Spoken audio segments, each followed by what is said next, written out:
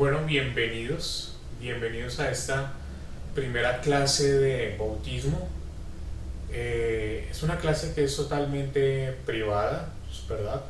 El video va a estar subido en la plataforma de YouTube, pero he pensado que es mejor que la clase quede solamente para las personas que están dentro de la iglesia. Es una clase especial para las personas que vayan entrando a la iglesia de manera virtual en la clase de bautismo, ¿cierto? Entonces aunque el video está en YouTube, va a quedar privado para el público y va a quedar solamente con la opción de los que tengan este link puedan ver el video. Porque la intención no es crear un video para sacar provecho del video en las vistas, sino la intención es crear un video para la comunidad de Reforma y Fuego, crear un video para la iglesia, ¿no? Entonces, bueno, con el aval del apóstol obispo Linares, nuestro mentor y padre espiritual, vamos a iniciar la primera clase de bautismo. Entonces póngase cómodo. Si usted prepara un buen café, vamos a tener una clase interactiva, prepara un buen tinto, pues póngase cómodo. Ahorita en este momento en el momento que estoy haciendo esta grabación está lloviendo y bueno, me debo el tinto, ¿cierto? Pero está lloviendo, está afuera lloviendo, pero si usted está en su casa, en su comodidad de su casa, a la hora que esté viendo el video, póngase cómodo, tome sus apuntes, reúna a las personas que tiene que reunir, porque algunas personas van a ver este video en familia, que su familia asiste a la iglesia, ¿verdad? Y vamos a empezar. Entonces, no quisiera empezar orando, ¿cierto? Escuche mi oración. Padre, te damos gracias por este espacio. Te pedimos que traigas entendimiento, Señor, a cada persona que va a ver el video. Este video es especial, Señor, es el primer video para la modalidad virtual del grupo de bautismo, Dios. El primero de muchas clases, Dios, que vamos a transmitir. Y yo te pido que pongas en cada persona el entendimiento y tu fuerza y tu energía, Dios, para poder seguir hasta el final este aglomerado de clases, Señor, y cumplir con el conocimiento, Dios, que tú has determinado que tengamos a través de tu palabra y santa y bendita palabra, Dios. Gracias por tu Hijo, gracias por tu Espíritu, Padre. En el nombre de Jesús empezamos esta clase. Bien, bueno, la clase no va a durar más de una hora. La clase es un poco intensiva, ¿cierto? La clase es bastante intensiva, tenemos una hora de tiempo y vamos a empezar. Cuando nosotros los cristianos, los creyentes en Cristo, comenzamos a caminar una vida de fe, una vida de rectitud ante Dios, esa vida nos demanda a nosotros un conocimiento pleno de Dios. Porque si yo debo vivir como a Dios le agrada, debo saber qué cosas le agradan a Dios, ¿verdad? Allí usted sabe que en Éxodo, en el libro de Éxodo del Antiguo Testamento de la Biblia, narra la historia de Moisés subiendo al monte Sinaí y bajando 10 reglas, bajando 10 leyes para que el pueblo obtuviera el conocimiento de Dios. La Biblia dice que Moisés rompió las tablas de la ley porque se airó mucho cuando vio que el pueblo estaba en idolatría. Ellos habían creado un becerro de oro. Usted lo puede leer ahí en Éxodo, desde antes del capítulo 30. Usted puede leer ahí que ellos habían creado un becerro de oro, ¿cierto? Porque Aarón, habían solicitado ese becerro de oro a Aarón, que era el sacerdote elegido por Dios. Y Aarón tomó todo el oro del pueblo Israel, porque usted va a entender que cuando la palabra éxodo significa pues migrar de un lugar a otro, y usted va a ver que Dios cumplió su palabra que había prometido a Abraham y a Isaac y a Jacob, de sacar al pueblo de Israel de la esclavitud y sacarlos con muy buena economía. Entonces, cuando Faraón tiene la última plaga o el último juicio de Dios, que es la muerte de los primogénitos, el pueblo desesperadamente les regalaba lingotes de oro y oros y arcillos, pulseras, todo de oro y de plata al pueblo de Israel, porque Dios había puesto esa gracia especial en el pueblo de Israel para que ellos no se fueran con las manos vacías, sino se fueran siendo personas ricas al desierto. Entonces ellos tenían oro y construyeron este becerro de oro. Construyeron este becerro de oro y pues lo adoraron. Inclusive hay un momento en que en la parte del Éxodo dice Aarón, si no estoy mal, dice: ese es el Dios que te sacó de Egipto. Y ese es el punto que quiero llegar. Cuando nosotros comenzamos a buscar de Dios, comenzamos a adorar a un Dios conocido y no desconocido. Charles Spurgeon, el príncipe de los predicadores, dijo que la gente adoraba a un Dios, muchas personas en la congregación adoraban a un Dios que no conocían. Si usted le pregunta a una persona afuera en la calle que si cree en Dios, todo el mundo le va a decir que sí. Pero si usted le pregunta e indaga un poco más, que si leen la Biblia, que si conocen a Dios, van a decir que no. Entonces son personas que creen en un Dios que no conocen. Y Dios es una persona, y qué difícil para nosotros los seres humanos creer en alguien que no conocemos. Es algo muy difícil. Creer en alguien que no conocemos es supremamente complicado. Y yo les quiero mostrar algo. Vamos a ir a la Biblia. Usted lo puede anotar ahí y lo puede buscar. Juan 3:16. Creo que es el versículo más evangelizador que hay. Ahí en el Nuevo Testamento, el último evangelio. Es el concepto o el contexto de Juan 3:16. Son las palabras de Jesús a Nicodemo. ¿Cierto? Nicodemo era un maestro de la ley que vino secretamente por miedo a ser descubrido.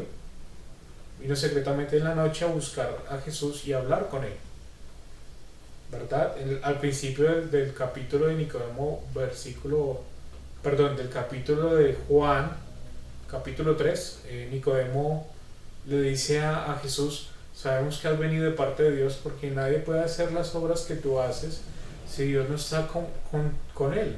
Entonces, y le dice: rabí, maestro. Y durante todo el capítulo Jesús desmonta la teología que tenía Nicodemo por una necesidad, y era la necesidad de nacer de nuevo, de ser una persona totalmente distinta, pero no ser una persona totalmente distinta por las propias fuerzas de cada ser humano, ¿cierto? No ser una persona totalmente distinta por mi propio mérito, sino ser una persona totalmente distinta por nacer del agua y el espíritu. Y vamos a ir a Juan 3:16, usted lo va a ver ahí, ¿cierto?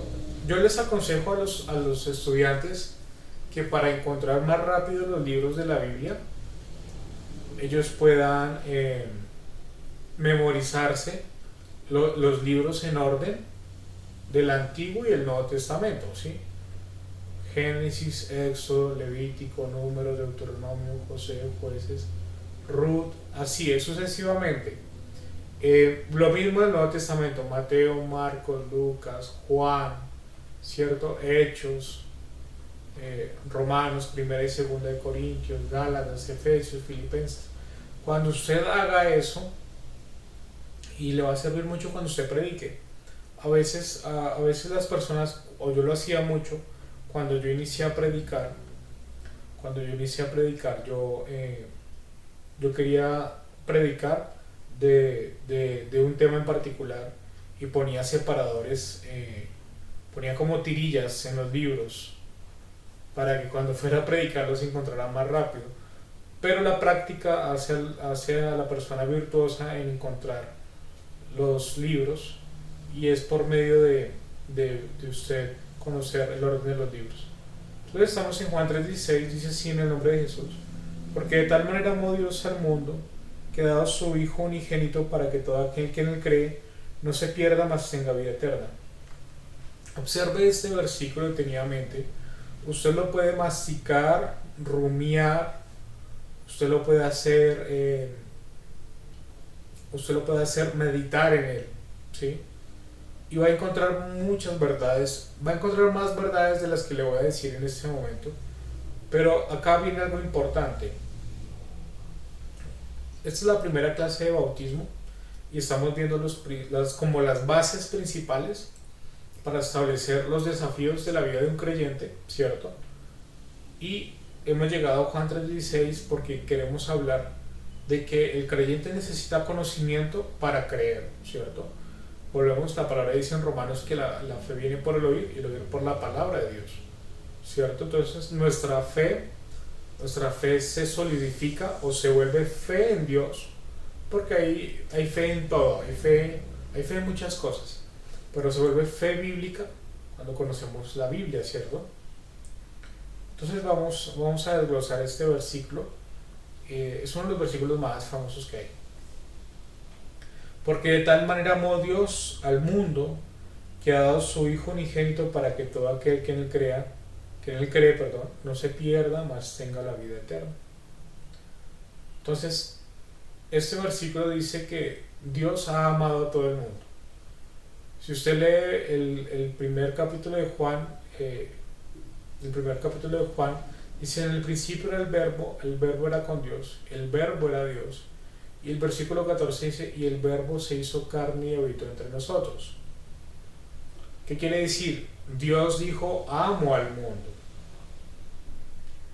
Y sus palabras eran acciones, porque la palabra verbo en el griego se traduce verbo o palabra.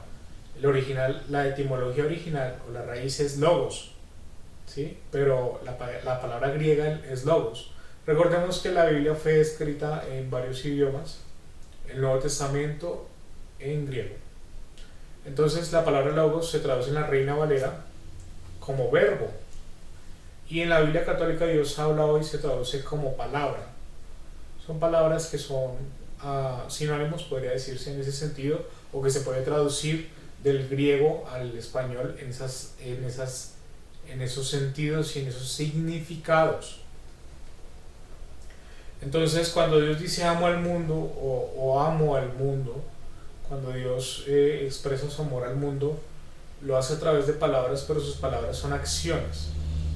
Y allí en el Apocalipsis usted va a ver que cuando Jesucristo viene en el caballo blanco, su muslo, la pierna de él, dice el verbo de Dios, o también se traduce como la palabra de Dios.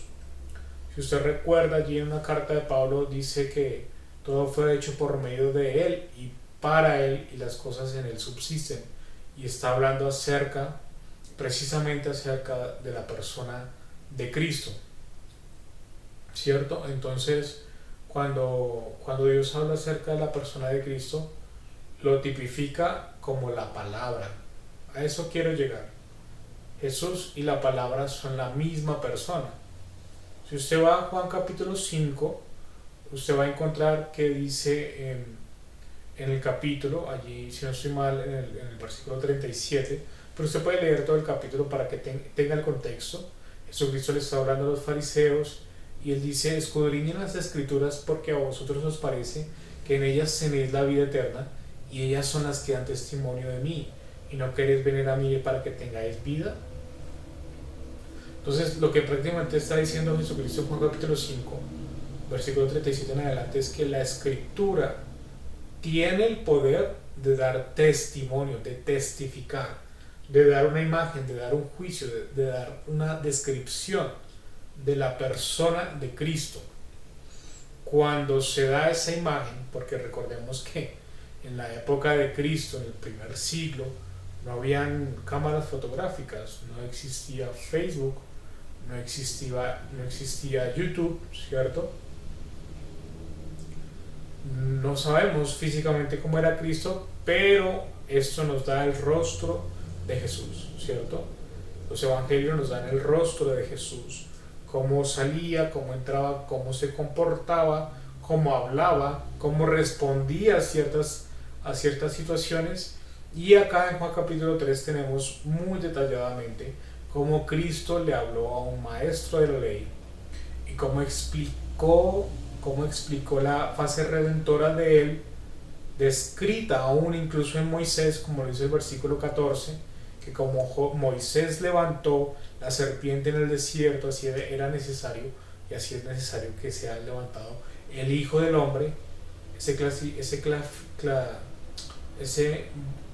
esa palabra Hijo de Hombre, o ese significado, o esa etiqueta de Hijo del Hombre, pues es una etiqueta o es una clasificación que se le da desde el libro de Daniel, ¿no?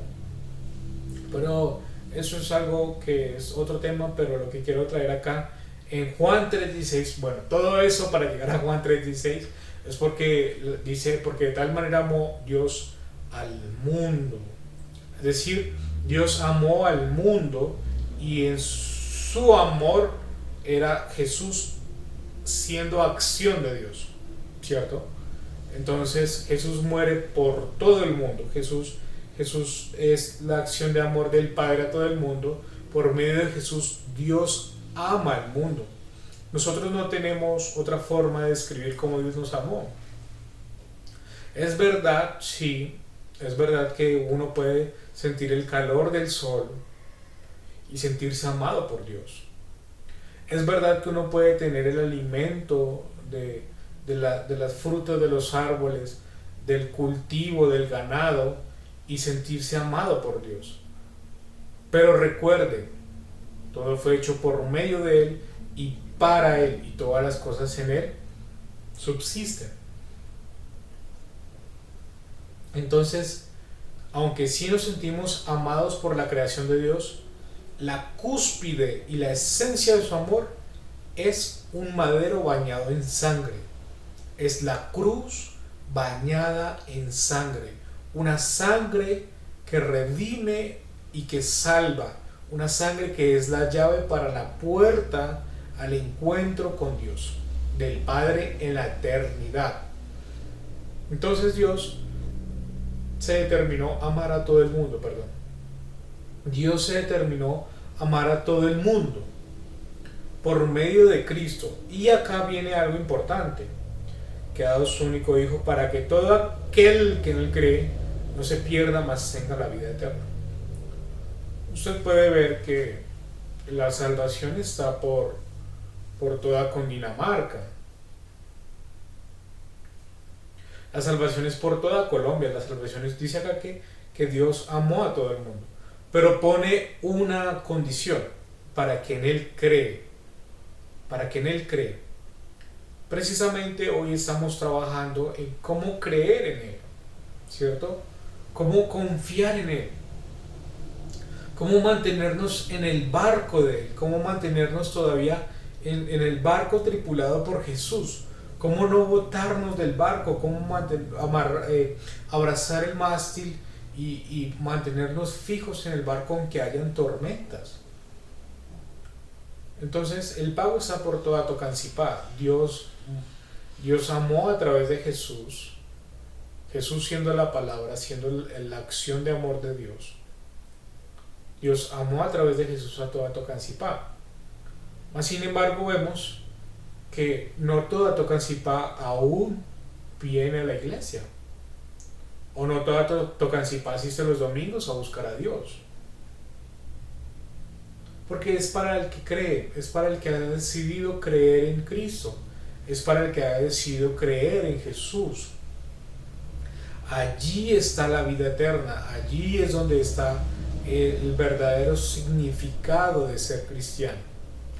Entonces, teniendo en cuenta esa parte importante teológica y teórica de la fe en Cristo, es decir, usted ha tomado una decisión de bautizarse, usted ha tomado una decisión de comenzar a caminar en la fe de Cristo, usted ha tomado una decisión de alimentarse los días domingos cuando predica el pastor obispo, usted ha tomado una decisión de de dejar atrás lo que también su sentido común sabe que está mal, ¿verdad? Allá en Romanos, Dios habla de que nos ha dado una conciencia.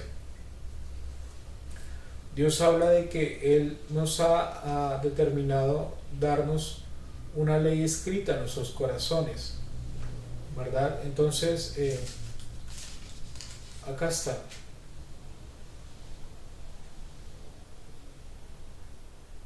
Dice Romanos 2, porque no hay excepción de personas para con Dios, versículo 11. Versículo 12, porque todos los que sin ley han pecado, sin ley también perecerán, y todos los que bajo la ley han pecado, por la ley serán juzgados. Porque no son los oidores de la ley los justos ante Dios, sino los hacedores de la ley serán justificados. Porque cuando los gentiles que no tienen ley hacen por naturaleza lo que es de la ley, estos, aunque no tengan ley, son ley para sí mismos, mostrando la obra de la ley escrita en sus corazones, dando testimonio su conciencia y acusándoles o defendiéndoles sus razonamientos. Versículo 15 fue el que leí, el que terminé de leer. Romanos 2, usted lo puede leer desde el versículo 11 hasta el 15, y lo que está diciendo acá Dios es que, bueno, aunque hay un mundo que no conoce a Dios, escrituralmente o en las escrituras, o como le decía Pablo, conocimiento de la ley o escrituralmente hablando, pues Dios ha puesto un sentido común en la gente. Si usted se da cuenta, el sentido común le puede decir a uno, no matarás, aunque eso es algo de sentido común. Hay muchas culturas en el mundo que tienen esa ley, y esa ley proviene de los 10 mandamientos. La mayoría de la constitución de muchos países y de leyes está influenciada en la Biblia. Si usted no lo sabía, Estados Unidos es un ejemplo. Cuando Estados Unidos tuvo como presidente a varios presidentes, pero hay un presidente especial que se me escapa el nombre de él, Benjamin Franklin. Este presidente era un presidente que basó muchas de sus leyes bajo la Biblia y bajo la palabra de Dios. Entonces, volviendo al tema, Dios nos ha dado un sentido común a todo ser humano. Dios ha dado un sentido común a cada hombre, pero también debemos ser expuestos a la palabra de Dios, también debemos ser expuestos a las escrituras de Dios, ¿verdad? Allí en donde la palabra de Dios nos enseña cómo debemos portarnos y cómo debemos caminar. No olvide que Salmo 119 dice, lámpara es a mis pies tu palabra, porque andamos en un mundo lleno de oscuridad, y la Biblia simplemente y grandemente,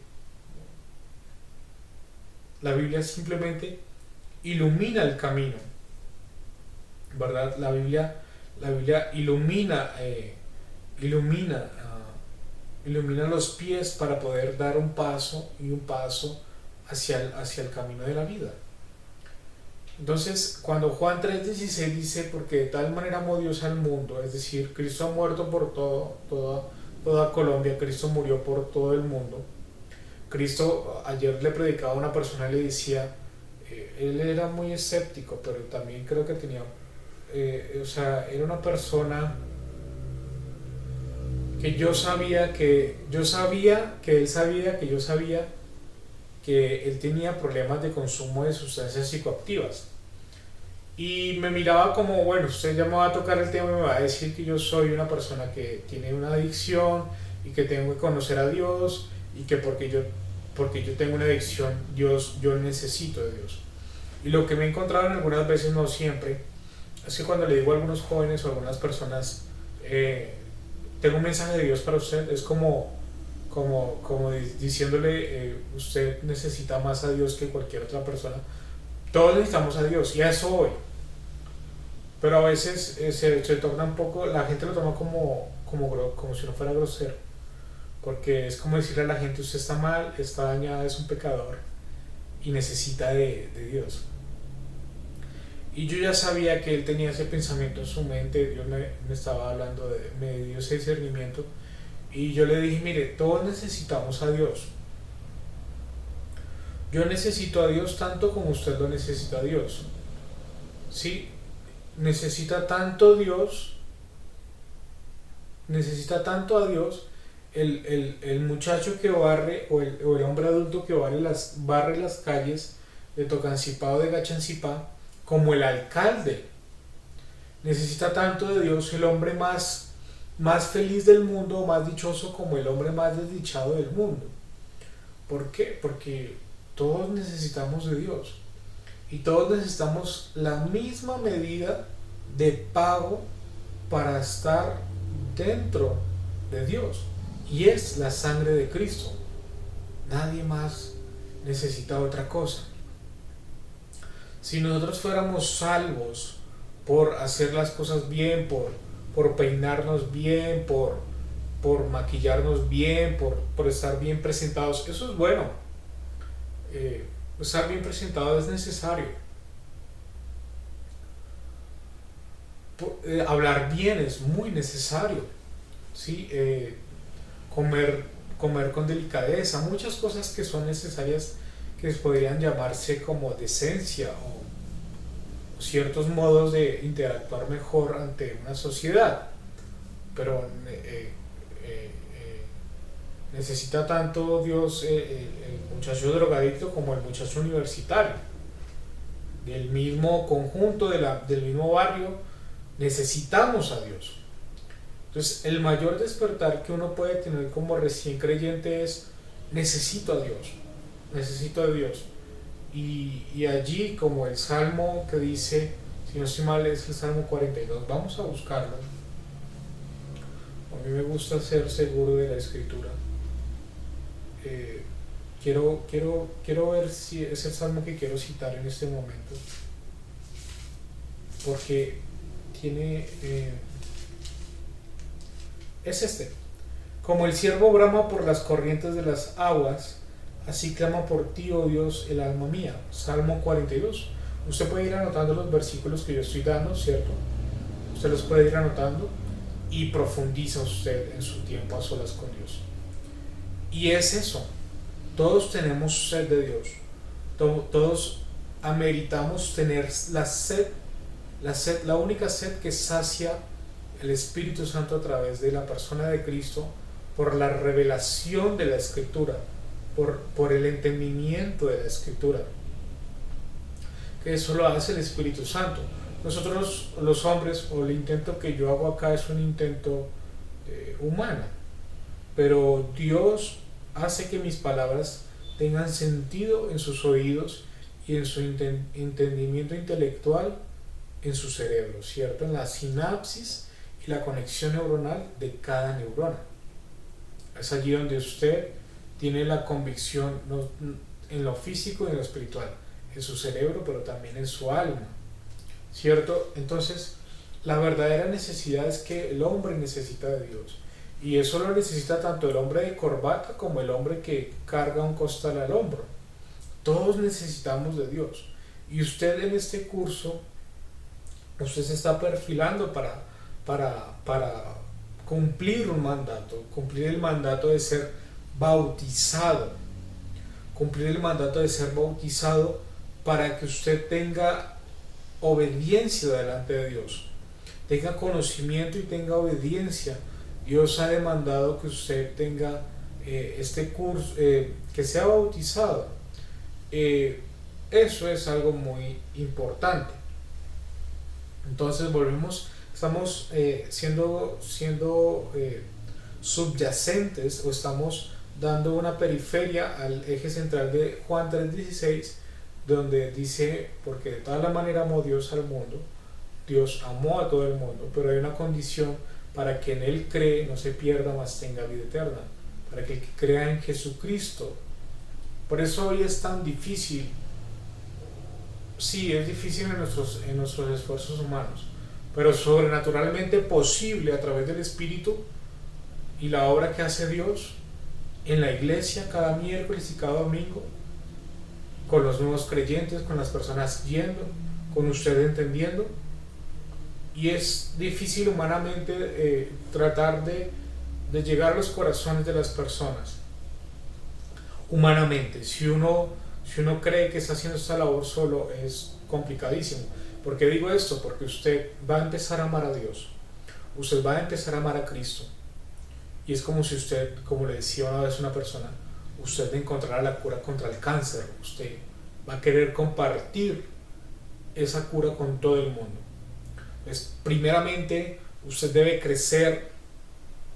Primeramente, usted debe crecer en la palabra de Dios. Primeramente, usted debe crecer en el servicio con Dios. Primeramente, usted debe aprender cómo ser una mejor persona en el trabajo, ¿verdad? Cómo ser una mejor persona en la empresa, ¿verdad?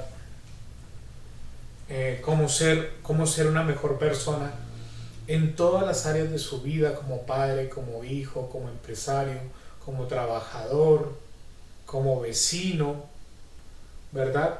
Que usted no sé, que nosotros tenemos la tendencia de pensar que la vida cristiana empieza, perdón,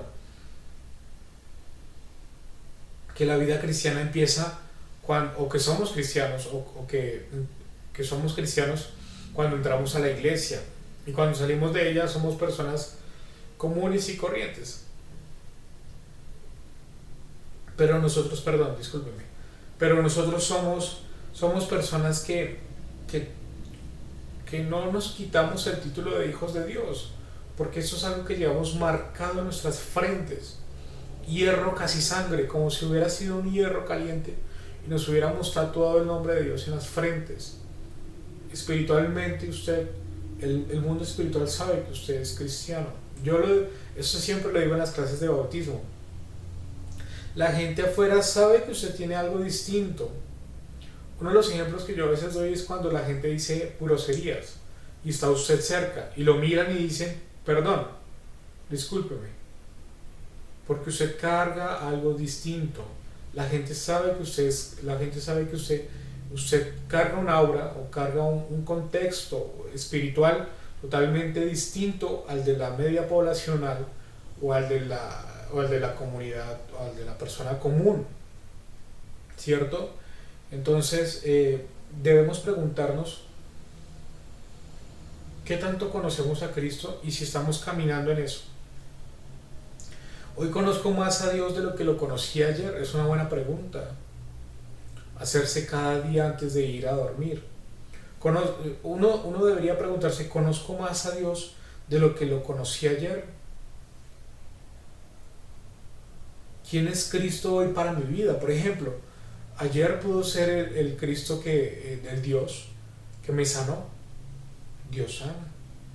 Pero hoy pudo ser el Dios que me proveyó cuando no tenía dinero para el almuerzo y de repente alguien me invitó una gran comida, ¿verdad? Entonces, ir descubriendo quién es Dios. Para eso es la vida. La vida es para descubrir quién es Dios. La vida se diseñó para conocer a Dios en este espacio y tiempo, en este lado del sol, en esta tierra. Nosotros estamos siendo mudados por el tiempo a través que pasan los días.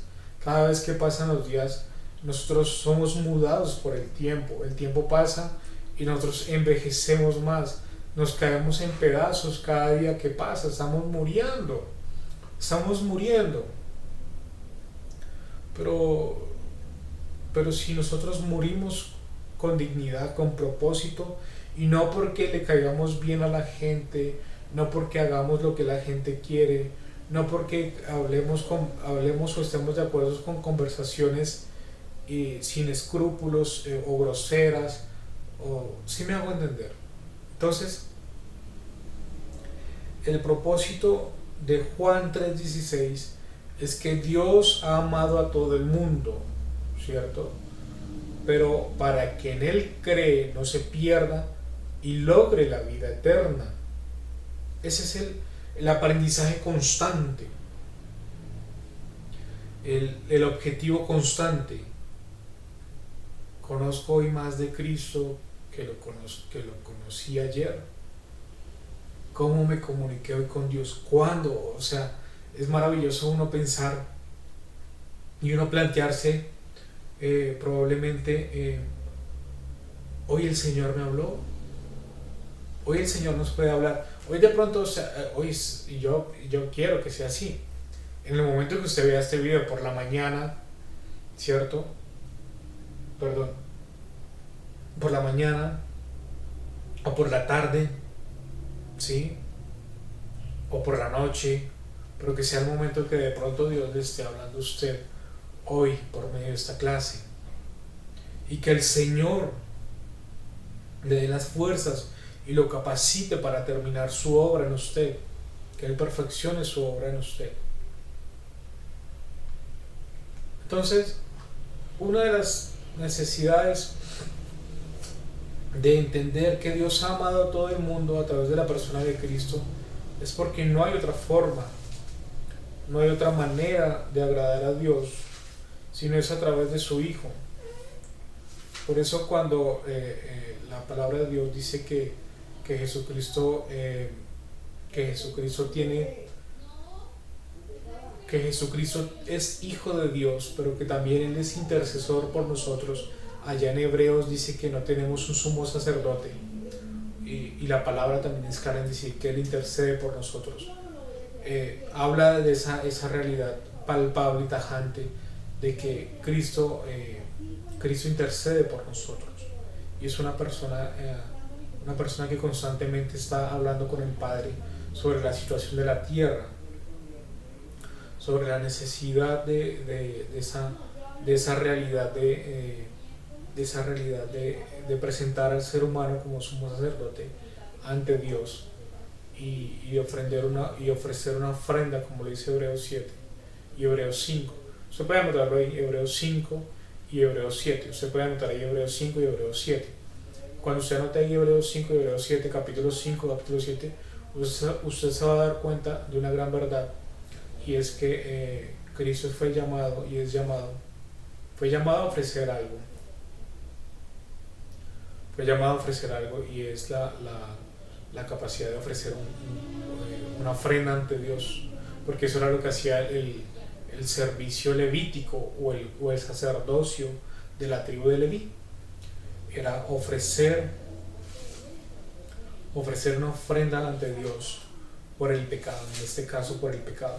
Y esa ofrenda que se ofrendó, pues fue su cuerpo, fue su vida, fue una vida intachable, una vida en la cual Él no quebrantó la ley de Dios, una vida en la cual no solamente no quebrantó la ley de Dios, sino que continuamente hizo la voluntad de Dios, del Padre. Incluso su última oración fue en el huerto del Getsemaní. Usted lo puede ver en los últimos capítulos de cada evangelio, donde redacta y donde asevera que Cristo renuncia a su voluntad humana, ¿cierto? Renuncia a su voluntad humana para hacer la voluntad de un Dios todopoderoso, ¿verdad? Entonces estamos en Juan 3:16. Porque de tal manera amó Dios al mundo, que ha dado su Hijo unigénito, para que todo aquel que en Él cree no se pierda, mas tenga vida eterna. Los siguientes versículos son necesarios. Los siguientes versículos son necesarios. Dice, porque no envió Dios a su Hijo al mundo para condenar al mundo, sino para que el mundo sea salvo por Él. Ahí guarda una verdad inescrutable y una verdad grandísima. Dios no envía a Jesús a condenar al mundo. Esa es una de las cosas que a veces una vez, sí, predicando también, un muchacho que tenía problemas de consumo me decía, no predique a Dios, porque cada vez que usted predica a Dios, la gente se condena más, porque al conocer de Dios hay mayor responsabilidad. En parte tenía una pseudo verdad, es decir, uno entre más conoce a Dios, Dios demanda más de uno, ¿sí? Dios demanda más de uno. Es como la parábola de los talentos. Entre Dios más confía en uno, más le exige a uno, ¿cierto? Entonces Dios puede conferirle a uno cierta cantidad de talentos, pero Él espera una mayor responsabilidad de uno.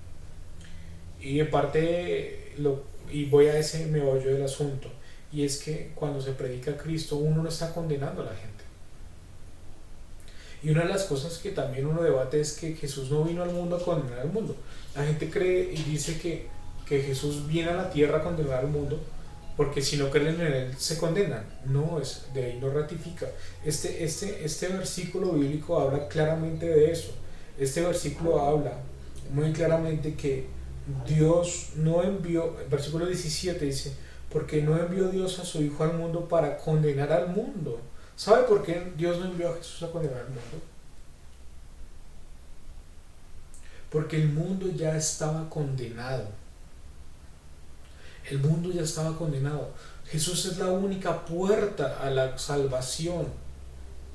Es la única salida de cómo venir y entrar en esta temporalidad, en esta carne humana, en este cuerpo físico, y cuando morir salir libre, salir sin deuda. Ese es el asunto, porque él ha hecho el pago con la deuda que todos nacemos. Había un profesor de psicología, creo que era psicología clínica en la universidad. Él era un profesor muy atípico, él no era particularmente distinto a los demás profesores, porque siempre hablaba de conspiraciones. Él nos contó una historia de cómo el Titanic era una conspiración para hundir a los ricos, ¿cierto? A los ricos que viajaron en ese Titanic, pero que se oponían a un nuevo estilo de moneda, ¿cierto? Que no se basaba en la reserva del oro. Bueno, ese no es el tema, pero ¿a qué voy? Él nos explicaba que cada ser humano que nace debiendo, nace con una deuda. Nace con una deuda porque es una persona que vive en un país que debe dinero. Como la persona hace parte de ese país, ¿cierto? Como la persona hace parte de la patria, pues nace debiendo. En países como Estados Unidos, por ejemplo, la gente, sí, hay gente que tiene mucha capacidad económica y dinero y adquisitiva, pero realmente nace debiendo dinero, porque hace parte de un país que debe. Entonces, prácticamente nosotros también nacemos con esa tendencia. Nosotros los seres humanos nacemos con la tendencia de que estamos en este mundo, pero somos deudores, porque hemos heredado la deuda de nuestros padres hasta llegar a Adán. Y es esa deuda de transgredir la ley de Dios. Entonces Dios envía a su Hijo porque Él es el pago de la deuda. Dios no envía a su Hijo al mundo a condenar al mundo porque el mundo ya estaba condenado. Uno lo puede ver en Facebook, gente que publica cosas o gente que también en la calle.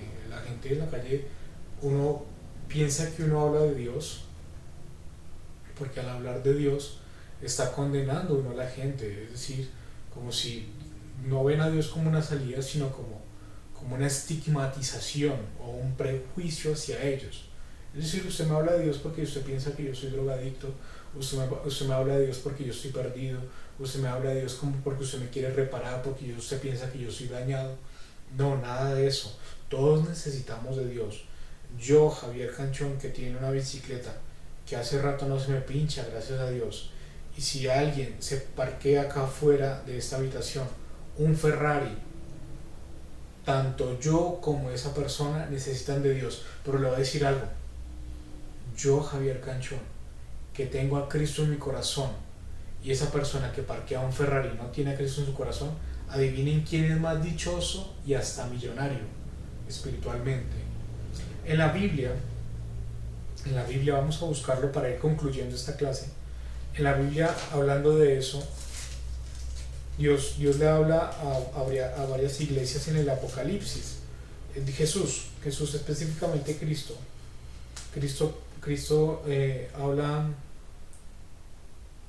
habla a varias iglesias sobre su situación.